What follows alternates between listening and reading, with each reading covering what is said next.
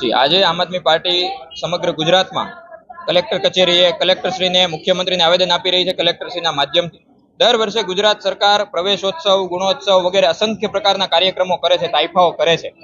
અમારો એ સવાલ છે કે આ કાર્યક્રમો કરો છો, પણ એ કાર્યક્રમ પાછળ શિક્ષણનું હિત કેટલું સધાયું? આજે 1600 થી વધુ શાળાઓ એવી છે કે જે માત્ર એક શિક્ષકથી ચાલે છે. 32,000 થી વધુ શિક્ષકોની અછત છે. 18,000 થી વધુ ઓરડાઓની અછત છે. ગયા વર્ષે 1.14 લાખ બાળકો ધોરણ 8 પછી અભ્યાસ છોડીને ચાલ્યા ગયા. એમણે 9મા ધોરણમાં પ્રવેશ ન મળ્યો. અમે સરકારને સવાલ કરીએ છીએ કે અમે પણ બાળકોને આવકારવા માટે, એમને સન્માનિત કરવા માટે 3 દિવસ સુધી જઈશું, પણ એ બાળકોના હિત માટે જે વ્યાજબી સવાલો છે એ પણ સરકારને પૂછીશું, વિરોધ કરીશું. આમ આદમી પાર્ટી છેલ્લા ઘણા વર્ષોથી આ મુદ્દે લડતા આવી છે, સતત લડતી રહી છે. એના લીધે પ્રવાસી શિક્ષકો, જ્ઞાન સહાયક એવી સરકારે લોકોને ઉલ્લુ બનાવવાની સ્કીમ લાવી છે, પણ કાયમી શિક્ષકોની ભરતી નથી કરી રહી. તો અમારી માંગણી છે કે કાયમી શિક્ષકોની ભરતી કરવામાં આવે અને શિક્ષણનું સ્તર સુધારવામાં આવે. છતાંય બાળકોને શિક્ષણમાં વધારે પ્રાઇવેટમાં વધારે ધ્યાન અપાવી દે છે. એના મુદ્દે હું વિરોધ પક્ષમાં એકમાત્ર સભ્ય છું અને અમારા તમામ નગરસેવકો અમારી સાથે ઉભા રહી અને અમે લગભગ શિક્ષણ સમિતિના તમામ મુદ્દે સતત લડતા આવ્યા છીએ.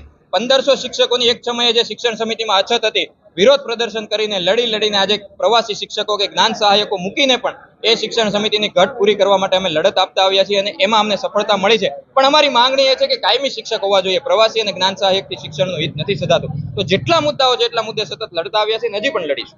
સરકારી શિક્ષણનો અભાવ હોય એટલે પ્રાઇવેટનો વધારે ધ્યાન આપતા હોય. બિલકુલ. અમારા જેટલા નગરસેવક મિત્રો છે એમણે બધાએ પોતાના વોર્ડમાં જગ્યાઓ આઈડેન્ટિફાઈ કરીને આપી છે કે સરકારી શાળાઓ અને સુમન શાળાઓ વધારવામાં આવે, જેથી કરીને પ્રાઇવેટમાં વાલીઓએ ફી ભરવી પડે છે, ન ભરવી પડે. પણ એ પ્રક્રિયામાં પણ ખૂબ ધીમું, ખૂબ સ્લો કામ થાય છે. એ મુદ્દે સતત લડતા આવ્યા છે અને હજી પણ લડતા આવ્યા છે. વાલીઓ મિડલ ક્લાસમાંથી આવતા હોય, ગરીબમાંથી આવતા હોય, આ વાલીઓ એટલી બધી ફી ભરી નથી શકતા. તો આવા વાલીઓના હિતમાં તમે કઈ રીતે? એ જ કહ્યું કે અમે એ વાલીઓના હિતમાં, અત્યારે 350 નગર પ્રાથમિકની શાળાઓ છે, એ 350 શાળાઓ પૂરતી નથી. સુમન શાળાઓ તો 18-20 છે, એ પણ પૂરતી નથી. તો અમે જ્યારે વિપક્ષમાં છીએ ત્યારે અમે જગ્યાઓ આઈડેન્ટિફાઈ કરીને કોર્પોરેશનને આપીએ છીએ કે આ જગ્યા તમારી પાસે વધારાની પડી છે, અહીંયા શાળા બનાવો, જેથી કરીને એ શાળા બનાવો તો વધારે હજારો બાળકોનો અભ્યાસ કરવા માટે. અમે ગયા વર્ષે હમણાં 2 મહિના પહેલા તે પાયલબેનની આગેવાનીમાં અમે પૂણા ગામમાં એક જગ્યાએ શાળાનું ખાતમુહૂર્ત કરવા ગયા તો અમને પોલીસ સ્ટેશનમાં પૂરી દીધા હતા. તો અમે તો સતત લડીએ છીએ. જ્યારથી ચૂંટાયા ત્યારથી 1 મહિનો એવો નથી કે જ્યારથી અમારા નગરસેવકોએ કાગળ ઉપર લખીને નહીં આપ્યું કે આ જગ્યાએ શાળા બનાવો, આ જગ્યાએ જગ્યા ખાલી છે, પ્લોટ ખાલી છે.